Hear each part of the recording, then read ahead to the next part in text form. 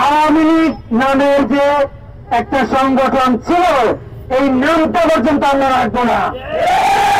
বিভিন্ন রাজনৈতিক সংগঠন থেকে ধরে সরকারি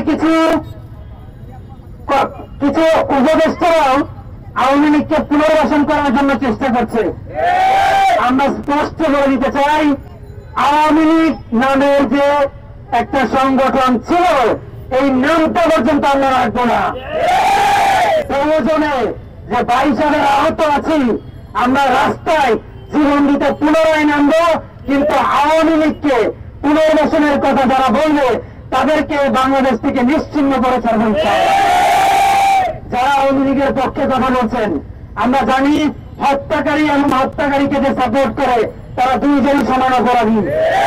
আমি আপনাদেরকে সতর্ক করে দিতে চাই, আপনারা যদি আওয়ামী লীগের পক্ষে একটা কথাও বলেন, বিগত সময়ে যারা কথাগুলো বলেছেন তারা প্রকাশ্যে যদি আগামী 48 ঘন্টার ভিতরে মিডিয়াতে যদি খবর চান, আমরা আপনাদেরকে বিচারের কাজ করাই দাঁড় করাবেন।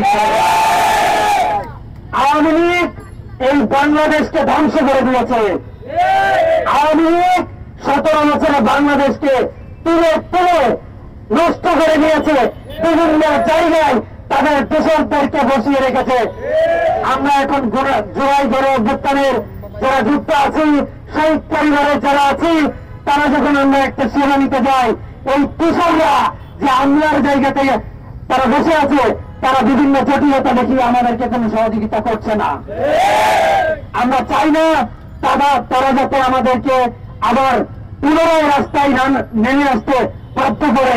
আমরা চাই তারা যাতে সহজভাবে মেনে নেয় বাংলাদেশে একটা গণ অভ্যুত্থান হয়েছে, একটা স্বৈরাচারের পতন হয়েছে, সেই জায়গাটা থেকে সেই বিষয়টাকে তারা সহজভাবে মেনে নিয়ে আমাদেরকে পুনরায় সহযোগিতার হাত বাড়িয়ে দিবে।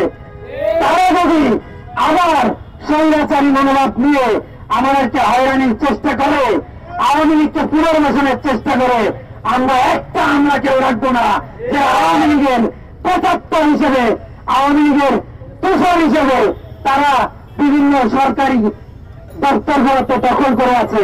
আমি স্পষ্ট করে বলে দিতে চাই, আওয়ামী লীগের প্রতাপ্তা যারা আছে, রাষ্ট্রপতি চুক্তি সহ ওয়াকার সহ আমাদের প্রধান উপদেষ্টা যে বক্তব্য দিয়েছে সেগুলো প্রত্যাখ্যান করে আগামী 48 ঘন্টার ভিতরে আওয়ামী লীগকে যদি নিষিদ্ধ করা না হয়, আমরা 64 জেলা থেকে সাধারণ জনতা থেকে ধরে জেলায় যোদ্ধা শহীদ পরিবার যারা আছে সবাই ঢাকামুখী হবো।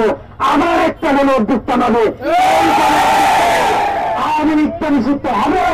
আওয়ামী লীগকে যারা সাপোর্ট করছে তাদেরকে আমরা নিষিদ্ধ করবো, তাদেরকে বাংলার বুক থেকে নিশ্চিহ্ন করে নেব ইনশাআল্লাহ। কথা বলবো।